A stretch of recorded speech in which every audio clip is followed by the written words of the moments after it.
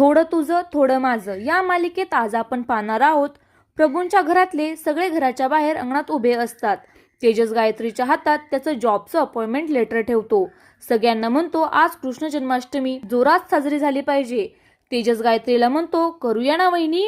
यावर गायत्री म्हणते ऑफकोर्स आणि कॉंग्रॅट्स, एवढी छान बातमी दिली आज तुम्ही, आणि त्यात तुमचा वाढदिवस पण आहे, गिफ्ट तर मिळालाच पाहिजे ना. गायत्रीच्या या बोलण्यावर तेजस म्हणतो काय तुम्ही देणार आहात मला गिफ्ट? मग गायत्री म्हणते मग अजून कोण देणार आहे माझ्याशिवाय या घरात?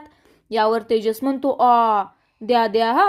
गायत्री म्हणते हा मोठं गिफ्ट देणार आहे, आणि ती तेजसकडे बघून हसत असते. इकडे मानसी म्हणत असते आज राष्ट्रहितांचा बर्थडे आहे, काहीतरी छान गिफ्ट द्यायला हवं. इकडे रात्री प्रभूंच्या घरी कृष्ण जन्माष्टमीची तयारी चालू असते. आभा तिच्या आईला म्हणते पाळणा खूप छान सजवलाय ह्या आई, दरवर्षी तेजस दादा करतो ना हे सगळं. आभाच्या या बोलण्यावर दिनकर मात्र रागाने तिच्याकडे बघतो. सुमन आभाला म्हणते मला जमेल तसं केलंय मी, तुझ्या दादाच्या हातची सर माझ्या हाताला कशी येणार?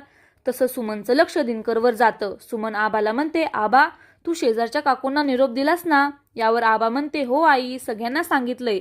सुमन म्हणते मानसी आणि तिच्या घरच्यांना? यावर मात्र आबा म्हणते आई मला नाही आवडत ती, बघितलं ना ती दादाशी कशी भांडवत होती. यावर सुमन आबाला थोडं समजून सांगते आणि मानसीला कृष्ण जन्माष्टमीला बोलवायला लावते. आता गायत्रीही तेथे येते आणि आबाला म्हणते आबा तू जा त्यांना बोलवून आण, आपल्या शेजारी राहतात ना, मग शेजार धर्म तर पाळायलाच हवा ना. आणि काय ग असा किती राग धरणार आहे? गायत्री आबाला म्हणते हे बघ तुझा दादा लोकांशी जसा वागेल ना तसं लोकही त्याच्याशी तसंच वागणार, कळलं ना?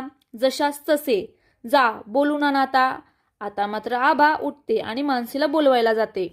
गायत्री सुमनला म्हणते वा सासूबाई किती छान तयारी केली आहे पूजेची, म्हणजे चला दरवर्षीप्रमाणे यावर्षी पण प्रभूंच्या निवासात सण साजरा होणार. काय तात्यासाहेब? असं ती दिनकरला म्हणते. गायत्री सुमनकडे बघते आणि सुमनला म्हणते काय सासूबाई काय झालंय? सणवाराच्या दिवशी तुमचा चेहरा असा का पडलाय?